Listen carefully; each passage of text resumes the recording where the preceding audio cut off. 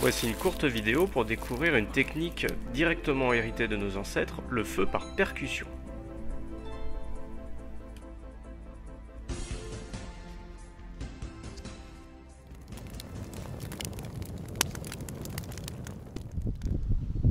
Une méthode de feu par percussion, toute simple, le briquet silex et acier.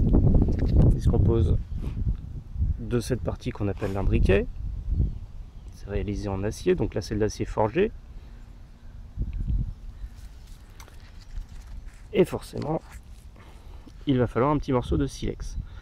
Ce silex, généralement, est fourni avec le briquet que vous achetez. Sinon, il faut retrouver cette petite pierre qui est enveloppée dans une gangue de craie. Donc une pierre de couleur grise composée de silice. Le principe, c'est bien simple, c'est qu'on va venir frapper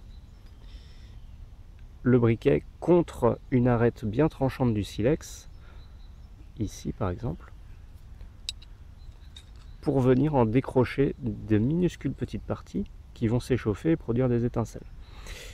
Puisque ces étincelles vont s'élever dans les airs, il va falloir plaquer un amadou dessus, et justement, ici on a des morceaux d'amadou qu'il va falloir ébouriffer pour bien les utiliser.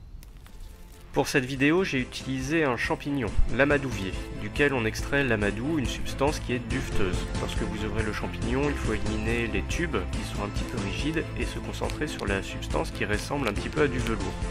On peut également utiliser la massette sans problème pour ce type de feu par percussion.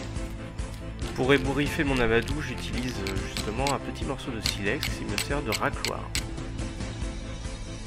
Après avoir donné quelques coups dans le silex pour identifier une zone qui peut donner de bonnes étincelles, on viendra placer l'amadou ébouriffé au plus près de l'arête.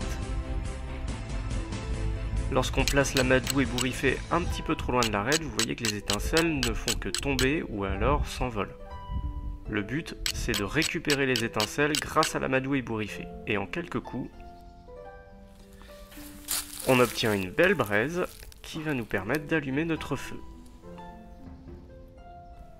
L'amadou se consume lentement et dès qu'on voit une trace de fumée, c'est signe qu'une étincelle l'a embrasé.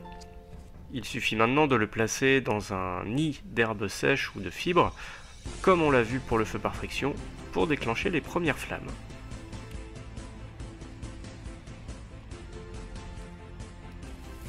Un dernier petit mot enfin sur la sécurité. Le silex étant utilisé pour fabriquer des outils coupants, il ne faudra pas s'étonner si on y laisse des plumes.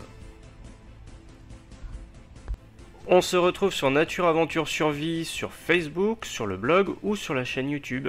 D'ici là, bonne journée, bon bushcraft à tous.